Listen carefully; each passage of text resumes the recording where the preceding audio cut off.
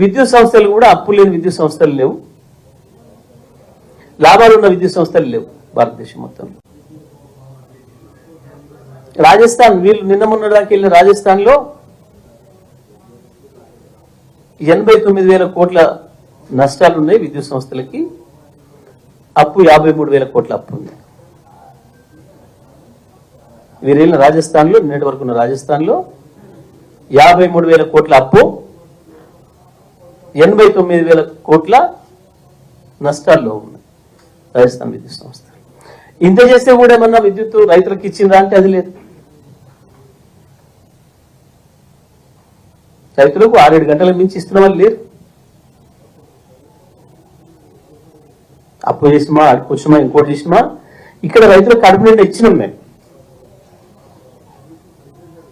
ఏ నిమిషం కావాలంటే ఆ నిమిషం అందుబాటులో పెట్టిన విద్యుత్ అన్ని రంగాల వినియోగదారులకి, రైతులతో సహా. అట్లా కూడా అబద్ధాలు మాట్లాడారు, ప్రజల ముందు నవలపాలైనరు. దేనికి ఇదంతా? చేతగాక, ప్రభుత్వాన్ని నడపడం రాక, అడ్డగోలుగా అవే మారిన హామీలు ఇచ్చి ప్రజల ముందు దోషులుగా నిలబడతామనే భయంతో తప్పించుకోవడానికి అబద్ధాలు పదే పదే పదే పదే మాట్లాడుతున్నారు. బట్టి గారు మీ దగ్గర ఉన్నాయి కదా ఇప్పుడు అధికారులుగా, తెప్పించుకోండి. నేను చెప్పిన లెక్కలు అబద్ధం అయితే మీరు వెళ్ళిన రాజస్థాన్, మీరు వెళ్ళిన ఛత్తీస్గఢ్,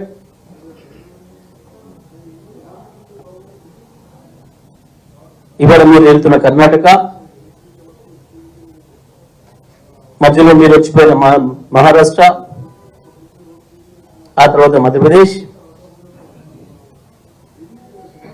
ఇన్ని రాష్ట్రాలు కూడా అప్పులు ఉన్నాయి, నష్టాల్లో ఉన్నాయి.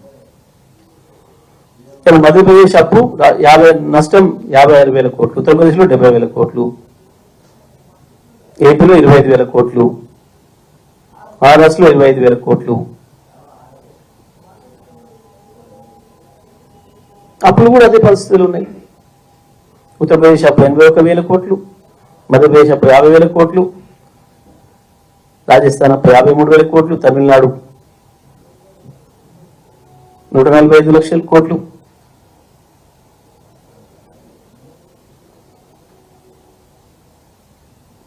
ఇన్ని అయినా మళ్ళీ ఏదో పదే పదే పదే పదే అబద్ధాలు చెప్పి తప్పించుకుందాం ప్రజల నుంచి. ఏంటి ఇదంతా? 24 గంటల విద్యుత్తును ప్రజలకు ఇవ్వటం రాక, మేనేజ్మెంట్ తెలియక తప్పించుకునే ప్రయత్నం. తప్పించుకోలేరు ప్రజల నుంచి. ఇవాళ పోయి అదేదో మాట్లాడాడు, sub critical, super critical technology గురించి. భారతదేశంలో ఇవాళ అన్ని రాష్ట్రాలలో ఇంకా సబ్ క్రిటికల్ టెక్నాలజీతో నడుస్తున్న విద్యుత్ యూనిట్లు ఉన్నాయి, ఇంకా కూడా నిర్మాణంలో ఉన్నాయి కొన్ని. దాదాపు 16 రాష్ట్రాలలో ఇంకా ఈ సబ్ క్రిటికల్ టెక్నాలజీతో నడుస్తున్న ప్రాజెక్టులు ఉన్నాయి. దాదాపుగా 39 ప్రాజెక్టులు సబ్ క్రిటికల్ టెక్నాలజీతోని 2014 తర్వాత పూర్తయి నడుస్తున్నాయి, ఇంకా నిర్మాణం చేసుకుంటున్నాయి.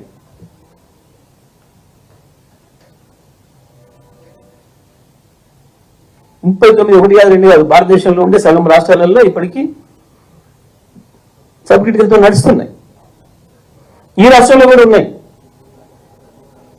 సబ్ క్రిటికల్ టెక్నాలజీతో నడుస్తున్న ప్లాంట్లు. దానికి ఏదో పోయింది, ఏదో అయింది, అప్పులు అయినాయి. అసలు ఒక మాట చెప్పాలంటే, మీరు ఇయర్ కరెంట్కి అప్పు తెచ్చిండ్రు. 2014లో ఆనాటికి మీరు చేసిన అప్పు 22,000 కోట్లు, మీరు ఇచ్చిన కరెంటు 3 నుంచి 4 గంటలు.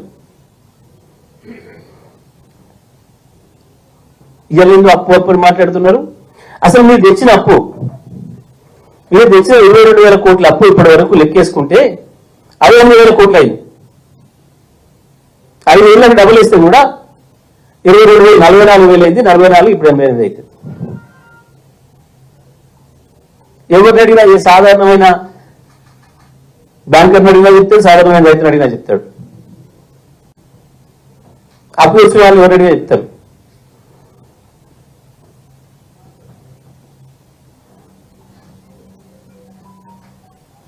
ఒక రైతు అప్పు చేసుకుంటున్నాడు, ఒక ఉద్యోగి ఇల్లు కట్టుకోవడానికి అప్పు చేసుకుంటున్నాడు. మామూలుగా రోజువారీ చిన్న చిన్న వ్యాపారాలు చేసుకునే వాళ్ళు కూడా పొద్దున అప్పు తెచ్చుకొని సాయంత్రం తీసుకుంటున్నారు. అది కూడా ఏమన్నట్టు నటిస్తున్నారు. పొద్దున 90 రూపాయలు తెచ్చుకొని వస్తువులు కొనుక్కొచ్చుకొని, లేదా కూరగాయలు కొనుక్కొచ్చుకొని, పళ్ళు కొనుక్కొచ్చుకొని సాయంత్రం పూట 100 రూపాయలు కట్టొస్తున్నారు. దాంతో వాళ్ళు బతుకులు ఎలా తీసుకుంటున్నారు ప్రజలు. ఉద్యోగస్తులు ఉంటే ఇది ఉన్న ఆదాయం చూసి తప్పు తెచ్చుకొని ఇల్లు కట్టుకొని తీసుకుంటున్నారు. మామూలు వాహనాలు కొనుక్కోవాలనుకున్న వాళ్ళు, బతుకుల కొరకు ఆటోలు కొనుక్కునే వాళ్ళు కావచ్చు, ట్రాక్టర్లు, లారీలు, డీసీఎంలు, ఇతర కార్లు కొనుక్కునే వాళ్ళు కావచ్చు, కిరాయిలు నడపడానికి 1,00,000 2 లక్షలు 20,000 30,000 50,000 మార్జిన్ మనీ పెట్టి మిగతాది అప్పు తెచ్చుకొని నడుపుకొని తీసుకుంటున్నారు.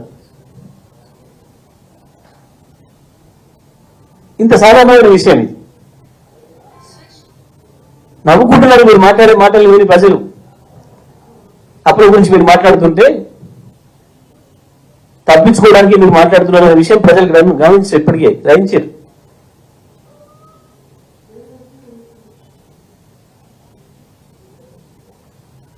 సాధారణమైన విషయం. ఒక గృహిణి కూడా ఇంట్లో సమయానికి అందుబాటులో లేకపోతే ఉప్పు, పప్పు, చక్కెర, కారం పక్కింట్లో కూడా అప్పు తీసుకుంటారు. ఇంత సాధారణమైన విషయం ఇది. కానీ ప్రపంచంలో ఎక్కడైనా జరగలేదు. ఒక తెలంగాణ ప్రభుత్వమే చేసింది, కేసీఆర్ ప్రభుత్వమే చేసింది అని చెప్పి 20 రోజులుగా అదే పనిగా పాడవాడుకుంటూ తప్పించుకోవాలనుకుంటున్నారు. మీకు చేత కాకపోతే అప్పించిన సంస్థలకి అప్పచెప్పండి, నడుపుకోవడానికి వాళ్ళు కూడా రెడీ ఉంటారు బ్రహ్మాండంగా, సంతోషంగా. ఎందుకంటే ఆయన తీసుకొని నిర్మించిన ధర ఇవాళ వాటి స్థిరాస్తి ధర చాలా పెరిగిపోయింది. ప్రభుత్వ సంస్థలే, ఆర్ఈసీలు, పిఎఫ్సీలు బ్రహ్మాండంగా, వాళ్ళకి సంతోషం.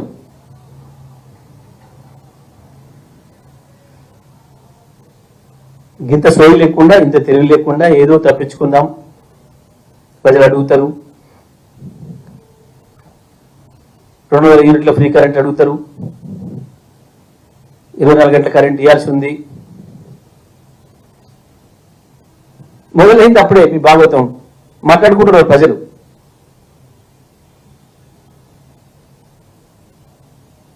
కాంగ్రెస్ వచ్చింది, కరెంట్ కథ మొదలైంది అని అప్పుడే మాట్లాడుకుంటున్నారు. ఇంకెన్ని రోజులు అబద్ధాలు చెప్పాలని చూస్తారు. అబద్ధాలు చెప్పి బతుకుదేరు ఎలదిద్దాం అనుకుంటున్నారు. చెప్పాం కదా, చర్చ చేసినాం కదా, మీరు ఇచ్చిన శ్వేతపత్రం పైనే.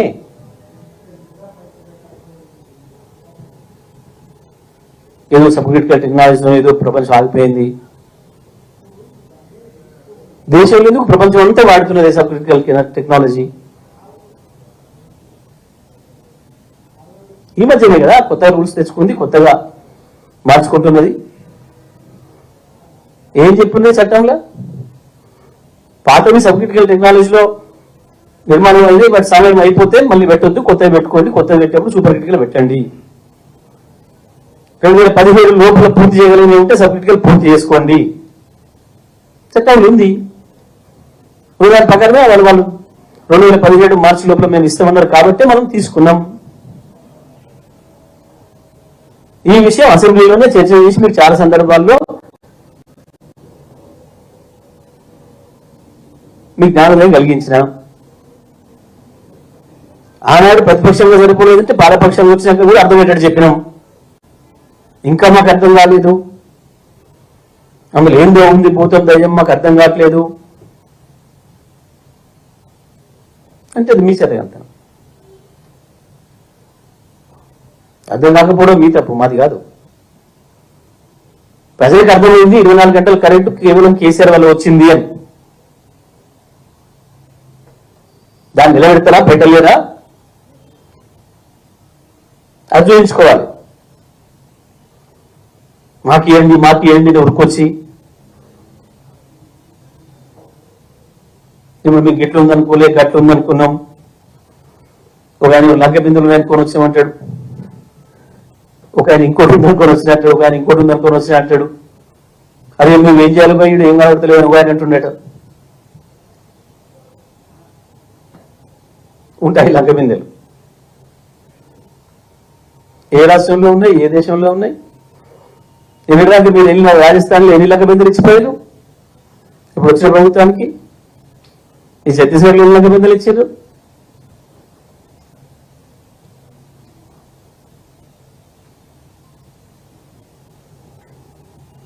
కర్ణాటకలో ఎన్ని ఉన్నాయి?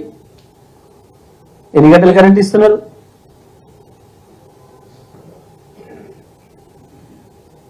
భారతదేశంలో 24 గంటలు విద్యుత్తును అన్ని రంగాలకు ఇస్తున్న ఏకైక రాష్ట్రం తెలంగాణ. 24 గంటలు రైతాంగానికి ఉచితంగా ఇస్తున్న రాష్ట్రం తెలంగాణ అని ఛాలెంజ్ చేసాం ఎన్నోసార్లు. 2018 నుంచి 23 నవంబర్ వరకు అనేక సందర్భాల్లో మేము ఛాలెంజ్ చేసినాం. ఒక్కనాడు మాట్లాడలే బట్టి గారు. ఇస్తలేదనే మాట అసెంబ్లీలో 5 ఏళ్ళు ఒక్కరోజు మాట్లాడలే. పాపం ఇవాళ శ్వేతపత్రం తెచ్చి ఏదో మీరు ఇయ్యలేకపోయినరు, ఉత్తనే మమ్మల్ని భ్రమల్లో ఉంచిండ్రు. నువ్వు కూడా మీ ఇంట్లో కరెంట్ లేకుండా చీకట్లో వండుకొని మేము చెప్పినట్టు లైట్ ఉంది నాకు ఏసీ ఉంది అని భ్రమల్లో ఉన్నావా?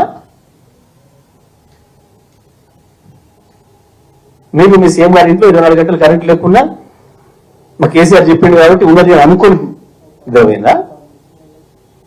ఆ రోజు ఎందుకో మాట్లాడలేదు. ఏదో మా ఇంట్లో కరెంట్ లేకుండే రాత్రి ఏసీ లేక నేను నిద్రపోలేదు అని చెప్పలేదు.